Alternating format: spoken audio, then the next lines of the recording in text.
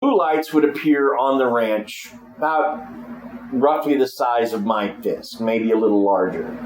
And these things would float along. Now, sometimes they would hear voices from them. Sometimes they would just have a weird noise attached, like a drone. But they don't know what caused the lights or the noise. Now, the lights would make their dogs howl and hide. Dogs were afraid of them. Poor puppies. And one day, these three lights are floating along the ground, and for some reason, the dogs just went for it. They're just rah, rah, rah, rah, just barking and barking. And so these balls of light float away. Well, dogs chase after them. And it's getting dark. And then the next thing they hear is a yipe. Oh, no. One of the dogs yips. No. They heard the puppies. And so they do a quick search. Can't find anything. It's too dark to do an in-depth search, so they just go in for the night. They go out the next morning. They find 3 burned places in the grass with what appears to be like a grease, like a butter almost. Oh, and gross. that is all that they find remaining of their dogs. Oh, how sad. Poor puppies. Oh, no, the puppy. And that is when they had their fill of the ranch and decided to sell.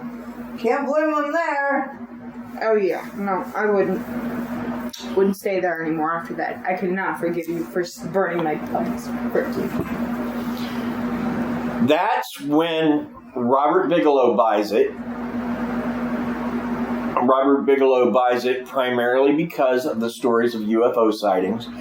Now, Robert Bigelow is a billionaire that is heavy into the National Institute for Discovery Sciences.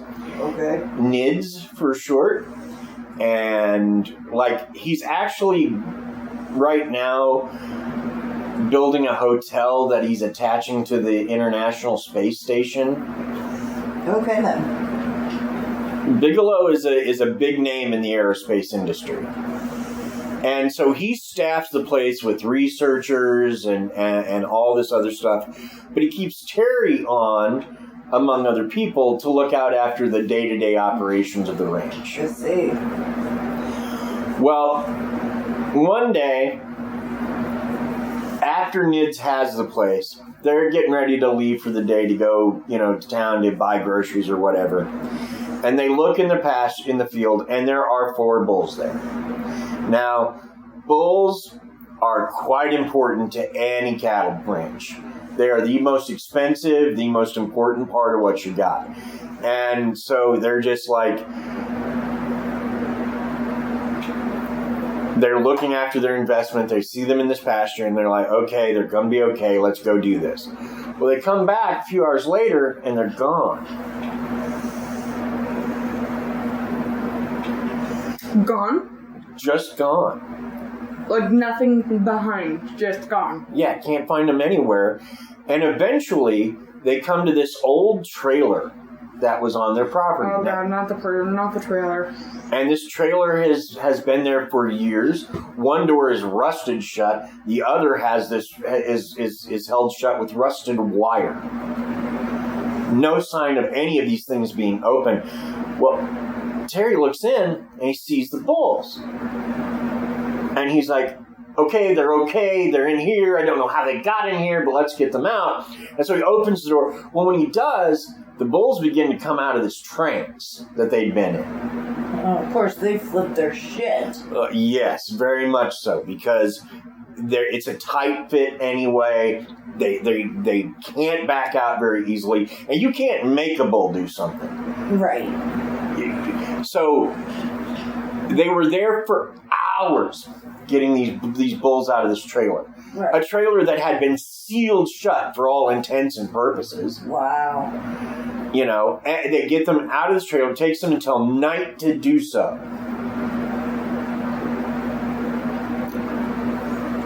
Wild. Yeah.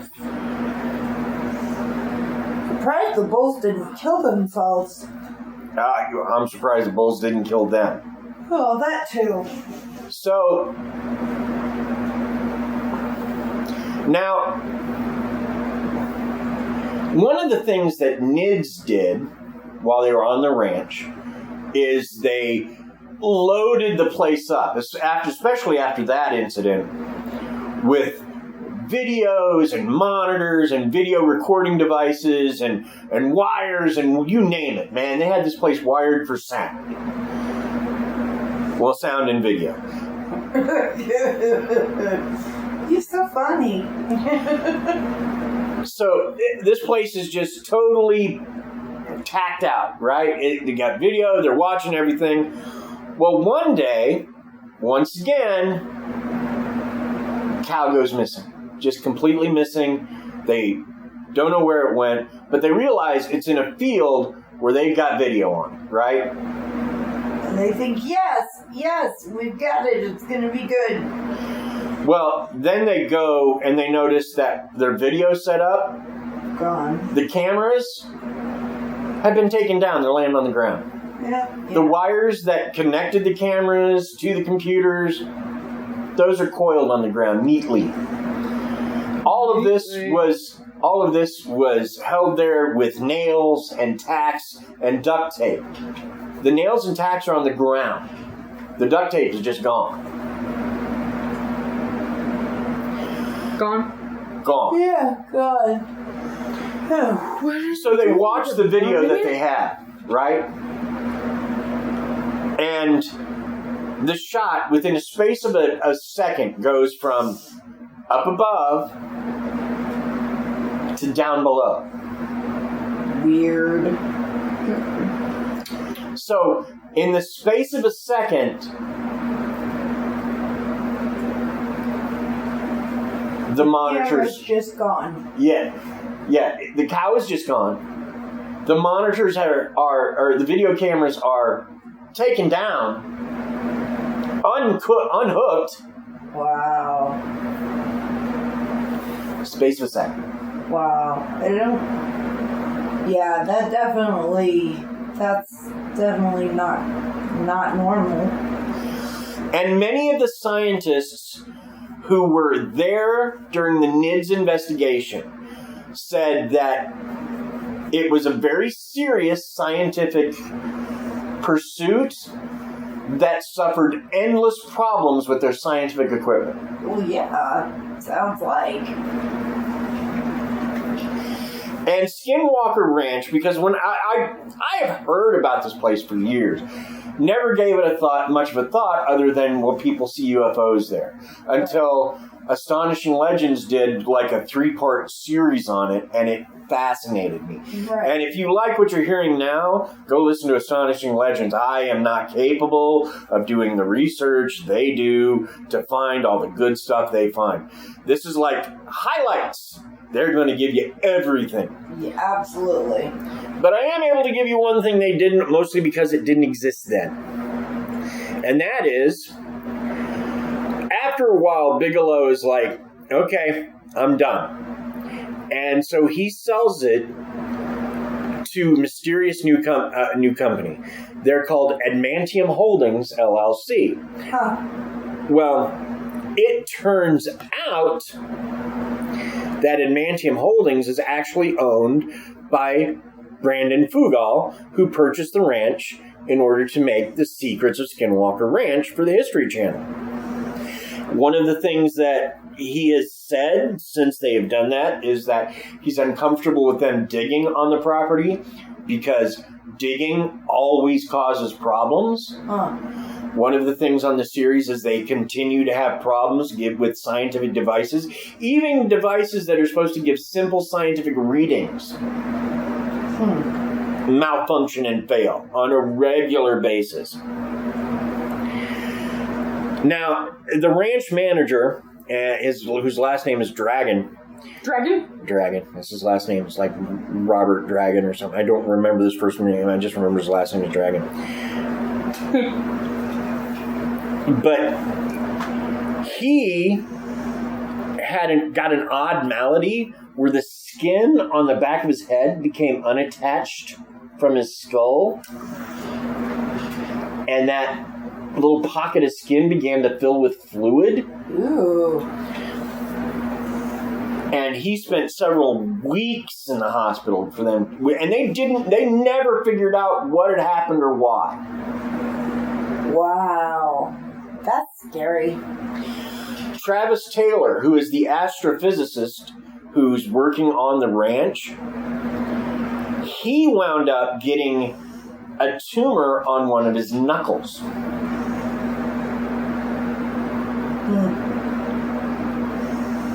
He'd never had any sort of cancerous thing before ever, and all of a sudden he's got a tumor on his knuckles. So high strangeness continues to the ranch to this day.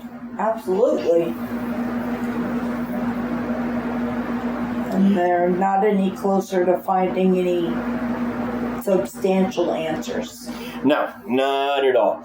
They know that, for example, that there is I don't want to say a power source, but they know there is an energy field above the ground, but they are unable to get readings on it, and they've tried multiple ways.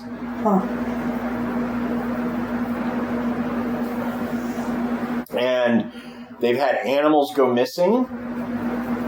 Of course, they've had animals go missing. A lot of people have animals go missing. Well, they brought alpacas on the farm because but they're cheaper than cows. Well, the thing is, they brought the alpacas to see how the ranch would react.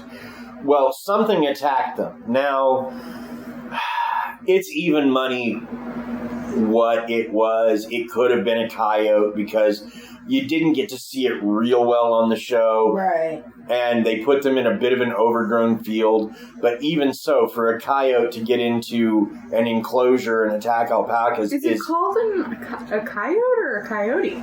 I've always heard it coyote is I've heard it both ways. And that isn't just a psych reference. I've heard it both ways. Coyote. Yeah. Okay. Just wondering. Fair enough. So, high strangeness continues there to this day. Which brings us to our thoughts. I'm going to say mine for last this time. Krysta, what do you think? Here's my thoughts about these things.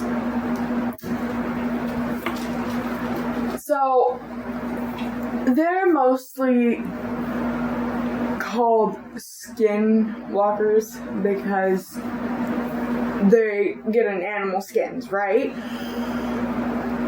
Mostly?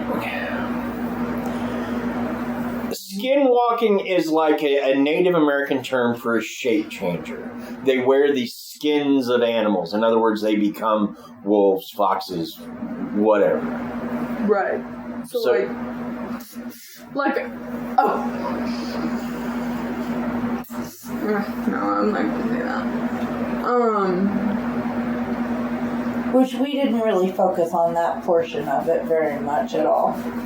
No. Oh, no, I didn't. And they've been seen on the place, but again, That's not what we wanted to focus on, though. Right. That's... Right, okay. Well, I mean, here's one of the Native Americans, like just before the Shermans bought the place, one guy was driving just around, and he goes past this car off to the side of the road, and two people smoking. Both of them have the heads of dogs. They're like Native Americans, but they had the heads of dogs, and they're smoking cigarettes. And he could have stopped and checked it out, but instead he put his foot in the gas and drove further, faster. Can't really blame him for that. So, yeah, there was stuff that happened. Just... I think these are real, personally. But then again, it's always somebody else's opinion that might change your mind. Like, you have to hear other people's opinions before you make your own. Sometimes, just because if you don't hear other people's opinions first, And then